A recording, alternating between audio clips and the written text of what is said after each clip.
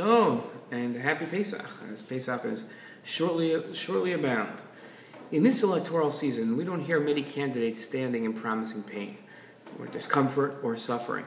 Even when candidates know that things will get worse before they get better, they're hesitant to publicize that fact. Although I don't think it needs explaining, for the sake of building to my argument, I'll state the obvious. Contenders are timid in predicting future hurt in order to curry favor among the electorate.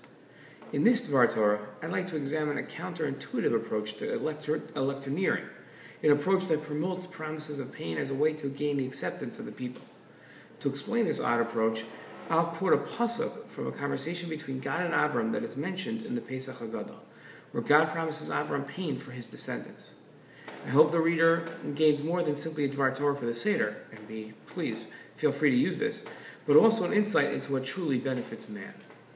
An oft-offered argument for Torah observance is that as the creator of man, God knows what's best for mankind. His commands are a guidebook for the most advantageous path for man to follow. Man finds comfort in this explanation, for many of the commands are restrictive and don't bring instant happiness.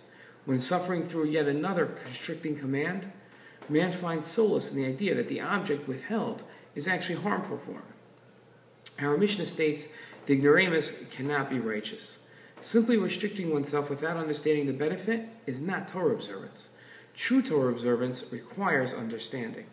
The idea of understanding mitzvos is the wisdom of the Mishnah, which is often misunderstood. Balance the loss incurred by the observance of a mitzvah against the gain from observing it, and the benefit from a transgression against the loss involved in violating it. At face value, it seems that this Mishnah is explaining that every mitzvah incurs a loss and every sin a gain. But that's obviously not the point of the Mishnah. Rather, the Mishnah is really explaining that proper appreciation of mitzvahs requires understanding the benefits received from avoiding sin and gained by performing mitzvahs. The same import given to understanding mitzvahs should be extended to the divinely bestowed pleasure and pain. It is not enough to enjoy or suffer through life. One must understand the role each plays. In Bereshis, God tells Avram that your descendants will be foreigners in a land not theirs. The Egyptians will enslave them and oppress them for 400 years. But also that the nation whom they will serve as slaves, Hashem will judge them. Afterwards, they will leave with great wealth. Why would God inform Avram of impending doom for his descendants? Wouldn't God rather want to highlight the benefits of Torah observance and skip the pain, and therefore curry favor with Avram and his descendants? God makes three painful promises concerning Avram's descendants. They're going to be foreigners, that in a land not theirs, they're going to be enslaved, and they'll be oppressed for 400 years. All three calamities, although they're horrific and horrible and we suffered through them, bring one benefit. They encourage man to look past himself to meaning found elsewhere.